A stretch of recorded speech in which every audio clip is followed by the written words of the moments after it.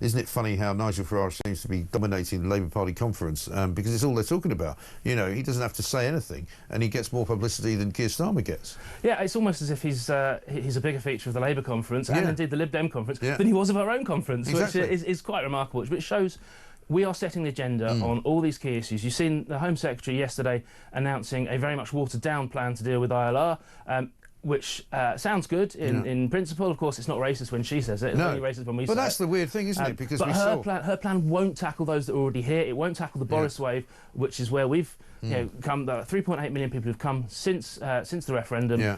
On current trends, would expect almost 1 million to qualify for ILR and then qualify for benefits. Yeah. But Shabana Mahmood's plan won't touch a single one of those. Because this all started, didn't it, with Keir Starmer's interview on Sunday with Laura Kuenssberg, when he said that he believed that basically Reform's policy on, removing people was racist. But then when he was pressed on it, he said, well, I don't think the people who are voting for Reform are racist. I just think they're frustrated. And you kind of go, well, and people have been putting this to both to him and to other Labour cabinet members since then.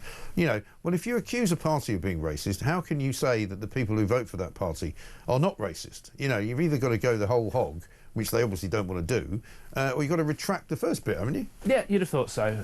But it shows that they've run out of ideas, they run out of steam. All they can resort to is name-calling. And whether it's calling us racist, calling us far-right, calling us divisive, all these things that the Labour cabinet ministers are calling us. Sadiq does it to me as well. Yeah. And it just shows they've got nothing positive to say, whereas we're trying to offer an alternative to the two main parties, something different that people can get behind. And we want to talk about policy. There's enough in politics to discuss about the merits of policy without having to resort to this name-calling. It just looks so childish and pathetic. It really does. Let's have a look at what Shabana Mahmood said about the price we will pay, I presume she means we collectively, if they fail on the small boats.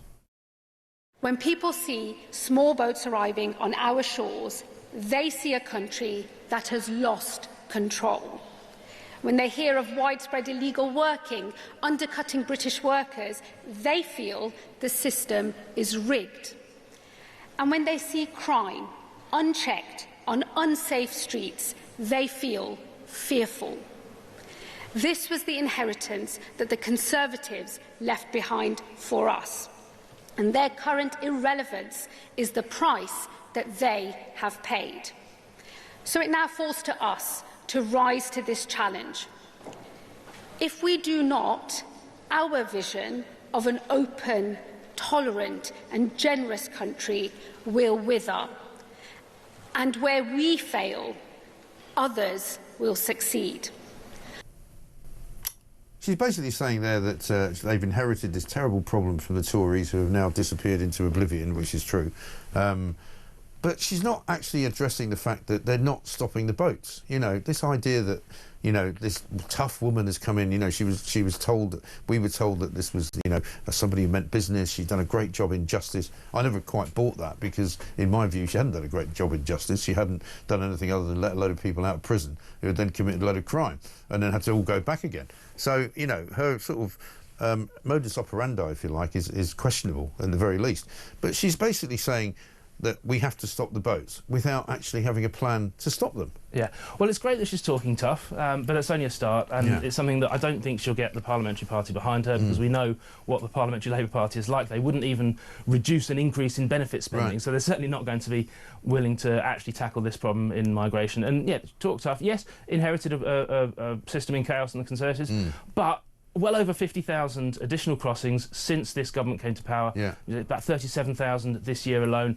Up 50% on this time last year. The numbers are off the scale. He talks about smashing the gangs. All they're doing are smashing the records. That huge super dinghy yesterday. It's not even a dinghy. It's a boat. I mean, it's ridiculous. I mean, you can't even call it a small boat, can you? 125 people. Exactly. And this is where it's heading. And unless we have a real plan to tackle this, unless we have the courage, the political leadership to say there are international agreements that we can no longer be part of, because those are the fundamental stumbling block to stopping this. The ECHR, the Convention on Refugees, we've got to stop that, Human Rights Act, and put our own tax-paying, law-abiding British citizens first. That's what Reform wants to do, but that's certainly not what Labour will do. And what can you tell us about, because some of the things that they're accusing Reform of, I think, are slightly disingenuous, and I think they need to be maybe clarified, because they're saying Their sort of mantra is, you know, reform wants to go after your neighbour, reform wants to go after your husband or your wife or, you know, your friend or the guy that runs the shop down the road, you know.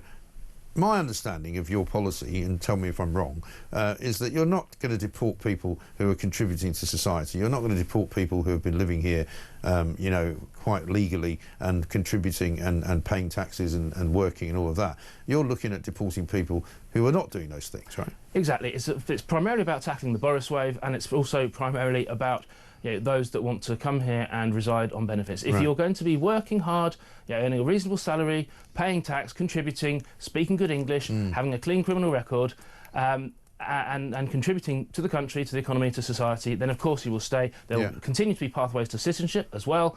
All this is doing is turning ILR into a renewable work visa. So if you're working, if you're contributing, you're very welcome to stay here. And indeed, we need people to come here and contribute and pay tax and pay their way because the country's broke.